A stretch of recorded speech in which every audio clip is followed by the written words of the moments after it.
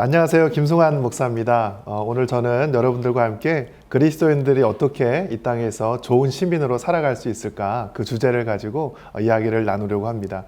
강의에 앞서서 저에 대한 소개를 잠깐 나누면 저는 이제 지난해 장신대에서 박사학위를 마쳤습니다. 제 전공은 이제 기독교 윤리학이고요. 도시신학이라 그래서 도시 안에서 교회들이 어떻게 하나님의 나라를 건강하게 세워나갈 수 있을까 그 부분을 공공신학 관점에서 연구를 해왔습니다. 제가 주로 고민해왔던 것들은 신앙을 가지고 이 땅을 살아간다는 게 마치 교회에 좋은 교인으로만 살아가는 것이 아니다. 오히려 더 일상의 삶에서도 많은 믿지 않은 사람들과 건강한 관계도 맺고 또 이 시민사회에서 더 적극적인 역할을 하는 것. 그것이 바로 하나님께서 우리를 이 땅에 또 보내시고 부르신 이유가 아니겠는가. 그래서 그런 고민들을 가지고 계속 공부해 왔습니다. 제가 CBS는 또 처음이지만 또 여기저기 아카데미에서 많은 강의들을 해왔고요. 또 저와 함께하는 우리 연구소 팀들이 있어요. 그래서 에라스무스에서 이번에 세 번째 책을 또 함께 편집하면서 계속 이 주제를 가지고 공부를 하고 있습니다. 오늘 저는 그리스도인들의 정치 참여, 넓게는 그렇게 볼 수 있겠고요. 좁게는 우리 일상의 삶에서 교회가 시민사회에 어떤 영향을 미칠 수 있을까, 그런 주제를 가지고 함께 이야기를 나눠보려고 합니다. 크게 세 가지 주제를 오늘 준비했는데요. 첫 번째는 종교가 다시 돌아오고 있다라는 바로 내용입니다. 여러분 이제 앞에 이 화면을 보시면 다 아시겠지만 종교가 돌아오고 있다라는 첫 번째 소제목을 잡았습니다. 이게 어떤 것을 의미할까요? 이 지금 사진으로 보면은 미국의 한 대형 교회의 예배 모습입니다. 많은 사람들이 오늘날에도 신앙을 가지고 살아가는 사람들이 있을까? 교회가 어렵다는데 사람들이 교회 출석을 하지 않고 사회적인 영향력도 많이 감소되었다고 하는데 여전히 이 땅에서 신앙을 가지고 살아가는 사람들이 있을까? 저의 첫 번째 질문은 거기서부터 출발을 합니다. 저의 대답은요, 그런 사람이 아주 많다라는 거예요. 종교는 여전히 살아있고요. 또 앞으로도 계속될 것이고요. 많은 사람들에게 긍정적이든 부정적이든 어떠한 방식으로든 영향력을 미치고 있다는 게 저의 주장입니다. 그래서 종교는 여전히 우리 가운데 한복판에 있을 뿐 아니라 우리와 영원히 함께 할 거다라고 저는 생각을 하고 있습니다.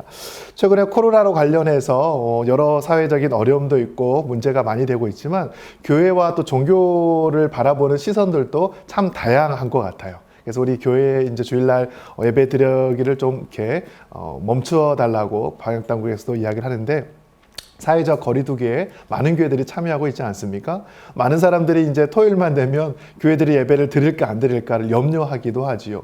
이런 이유가 왜 생길까요?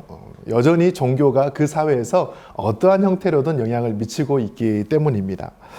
많은 사람들이 종교는 사라질 거야 라고 예견을 했었습니다. 특히 1960년대 이후로는 이런 세속화론이라고 그러죠. 종교는 더 이상 이 땅에서 사라질 거야. 과학이 더 발전하고 사람들이 합리적으로 이성적으로 생각하면 종교의 역할은 더 이상 필요 없다. 그렇게 아마 생각을 했을 것 같습니다. 그렇게 주장하는 분들이 많았는데 대표적으로 바로 이제 이분입니다. 리차드 더킨스라는 영국의 아주 무신론자로 잘 알려져 있는 분이죠. 이분이 이제 신은 없다, 하나님은 없다, 종교는 인간이 만들어낸 허구에 불과하다, 그런 이야기를 많이 했어요. 심지어 뒤에 보이는 2층 버스죠. 영국의 아주 대표적인 산물인데 버스에다 광고까지 했습니다. 여러분 잘 안 보이시겠지만 There is probably no God. 어쩌면 하나님이 없을 수도 있다. 신은 없다. 그 아래 작은 이제 이야기로는요, 걱정하는 것을 멈추고 너의 삶을 즐겨라. 이렇게 이야기를 하는 거예요. 더 이상 신이라는 그 속박과 둘레 안에서 갇혀있지 말고 네가 신이니까, 너의 인생은 네가 만들어가는 것이니까 종교와 신의 테두리에서 벗어나라라고 이야기를 합니다. 이분의 책이 국내에도 참 많이 번역이 됐어요. 대표적으로 책들 보면 이기적 유전자, 또 눈먼 시계공, 또 뭐 만들어진 신, 이런 이제 내용의 책들이 국내에 많이 번역이 되어 있습니다. 혹시 여러분들 읽어 보셨습니까? 저도 이제 이 두 권은 읽었어요. 눈먼 시계공과 만들어진 신, 이 두 권을 읽었는데 내용이 뭐냐면 이 과학의 시대, 종교가 좀 이해할 수 없는, 종교를 이해할 수 없는 이 합리적인 어떤 사상들이 많이 발전된 세계에서 종교는 더 이상 설 자리를 잃었다라는 게 주된 내용입니다. 오히려 종교가 사회에 건강하게 유익을 주는 것이 아니라 오히려 전쟁을 일으킨다든지 또 여러 가지 사회적인 갈등을 일으킨다라는 게 이 사람의 주장인 거예요. 많은 사람들에 대해서 종교에 대해서 부정적인 인식을 갖고 있는 거죠. 이 두 번째 책 눈먼 시계 공부도 참 재밌습니다. 여러분 시계를 고치는 사람이 앞이 잘 보이지가 않는다면 시계를 고칠 수 있을까요? 그럴 수 없겠죠. 이 사람이 생각할 때 기독교가 말하는 하나님이 바로 눈먼 시계공과 같은 존재다라고 이야기를 하는 거예요. 세상을 만들어 놓긴 했는데 더 이상 관리를 안 하는 거죠. 그러니까 하나님이 없기 때문에 전쟁도 있고 여러 가지 질병도 있고 재난도 있고 정말 신이 있다면 이런 일들이 왜 있어야 되겠느냐? 신은 존재하지 않아. 그냥 이 땅을 방치한 존재야. 그러면서 이런 풍자적인 책까지 쓰기도 했습니다. 이기적 유전자도 마찬가지 있는데요.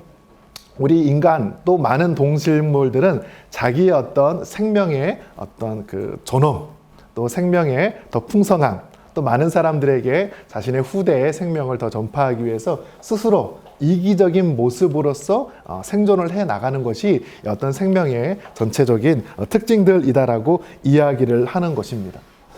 리차드 도킨스뿐 아니라 많은 사람들이 종교가 사라진다라고 생각을 했었습니다. 특히 2000년대 가까이 다가올수록 다음 세대 21세기에는 더 이상 종교가 없을 수도 있어 라고 많이들 이야기를 했습니다.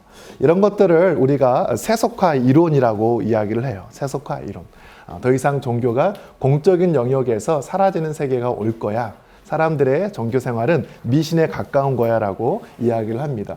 왜 그렇게 이야기를 했냐면 크게 세 가지 정도의 이유가 있어요. 첫 번째는 종교는 이제 한 개인의 신앙의 문제일 뿐이지 어떤 공적인 역할을 한다든지 어떤 사회적인 영향을 미친다든지 그럴 수 없다라고 이야기를 했습니다. 이게 바로 종교의 사사화라는 표현을 써요. 종교의 또 개인화라는 그런 표현도 쓰기도 합니다. 종교는 그냥 개인의 마음 안에 있는 거지 어떤 사회적인 힘을 가질 수는 없어.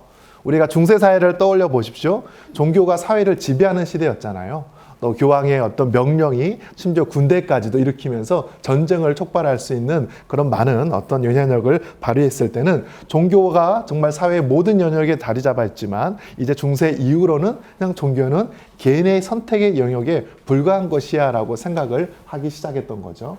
또 두 번째 왜 종교가 사라질까라고 생각들을 했냐면 바로 이 계몽주의 때문입니다. 르네상스 이후로 사람들의 생각이 점점 발전한 거죠. 이제 신은 있어도 그만 없어도 그만. 과학이 발전하고 학문이 더 진보할수록 사람들의 자신의 이성과 합리성에 따라서 판단하고 생활했기 때문에 더 이상 종교는 필요하지 않을 거야 라고 생각을 했습니다. 대표적인 철학자 중에 칸트는요. 종교를 이성 안에 가두어 버렸어요. 이성의 한계 안에 있는 종교라는 책을 쓰면서 더 이상 종교는 우리 인간의 합리성 안에 발 아래 놓여 있다라고 그는 생각하기도 했습니다. 또 세 번째는 어떤 이유냐면 근대국가의 등장인데요. 과거에는 교회라든지 어떤 종교단체가 많은 역할들을 했습니다. 교육도 하고 또 치료도 하고 또 구제와 복지 역할들도 많이 했지만 국가가 발전하면서부터 그런 역할들을 다 이제 제도권들이 가져가기 시작한 거예요. 교육도 학교가 담당하죠. 정치는 이제 정부가 생겼으니까 그렇고 또 군대도 따로 있지요. 또 복지라든지 여러 가지 좋은 일들이 다 그렇게 제도화된 시스템 안에 들어가다 보니 더 이상 교회가 어떤 사회적 역할을 할 필요가 없어지게 된 것입니다. 이러한 세속화 논의들 흐름 안에서 종교는 사라질 거야 라고 많은 사람들이 생각하기를 시작을 했습니다. 하지만 그렇느냐? 절대 그렇지 않지요. 우리가 살아가는 이 시대에는요, 여전히 종교가 막강한 힘을 발휘하고 있습니다. 대표적인 사례를 딱 하나를 꼽으라면 저는 이 사건인 것 같아요. 여러분 아마 TV에서 많이 보셨을 텐데 어떤 장면입니까? 9.11 테러죠. 9.11 테러. 2001년도에 있었던 바로 9.11 테러입니다. 이슬람 극단주의자들이 미국의 심장부를 공격을 했어요. 비행기를 이렇게 납치를 해서 많은 사람들이 이것을 보고 깜짝 놀라 했습니다. 종교를 가지는 사람들이 어떻게 수많은 목숨을 잃으면서까지 심지어 자기 목숨까지도 내려놓으면서 이러한 일들을 할 수 있지? 이슬람주의자들은 어떤 사람들이지? 이들의 종교는 무엇이지? 궁금증을 갖기 시작했어요. 2000년도가 넘어서부터 이제 더 이상 종교는 우리 사회에서 없을 거야. 종교에 대해서 관심도 갖지 않았지만 이 사건 이후로 종교가 여전히 우리 사회에 막강한 힘을 가지고 있구나라는 것들을 자각하기 시작하는 거예요. 사뮤엘 헌팅턴도 문명의 충돌이라는 책에서 그 결론이 무엇이냐면 앞으로 세상은 문명 간의 충돌이 발생할 텐데 그 배경에 무엇이 있냐? 종교가 있다라고 이야기를 해요. 기독교와 이슬람, 또 여러 많은 종교들 사이사이에 그 갈등들이 여전히 현대 사회에 작동하고 있다라고 이야기를 하는 것입니다. 종교가 여전히 힘이 있다라는 거예요. 한 통계를 볼까요? 이게 1950년도 종교의 통계입니다. 제일 위에 인구가 가장 많은 게 로마 카톨릭이 한 4억 명 정도 됐습니다. 그러니까 지금 한 70년 전이죠. 그 다음에 많은 인구가 이제 힌두교거든요. 한 3억 명 가까이 되고요. 뭐 그 다음에 이제 여러 개신교도 있고, 뭐 불교도 있고 다 그렇습니다. 이슬람도 수니파와 시아파가 있어서 합치면 7천만 명 정도가 자리 잡았어요. 그러나 최근 작년의 통계를 보니까 저도 준비하면서 깜짝 놀랐는데요. 제일 많은 게 15억인데 어느 종교인지 아십니까? 이슬람이 이슬람. 네, 이슬람입니다. 수니파인데 시아파도 이 아래에 있거든요. 한 2억 명이 됩니다. 무려 7천만 명에서요. 70년 만에 17억 명이 됐어요. 엄청난 성장을 이루었죠. 그 다음에 힌두교입니다. 11억 한 5천. 그리고 이제 우리 카톨릭 11억, 그다음에 개신교가 그 네 번째인데요. 한 6억 6천만 명 정도 돼요.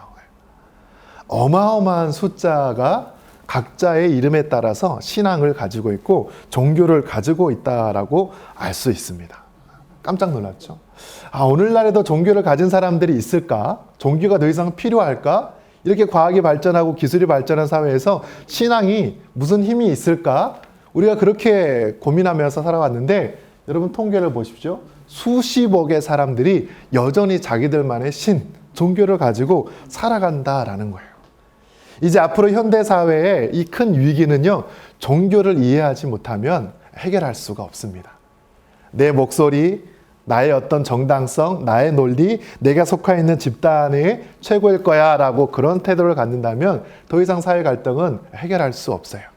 다른 존재를 알아야지, 타 종교를 이해해야지 나와 이게 다르구나, 우리가 이런 부분에서 협력할 필요가 또한 있겠구나, 그런 생각을 하지 않을까 싶습니다.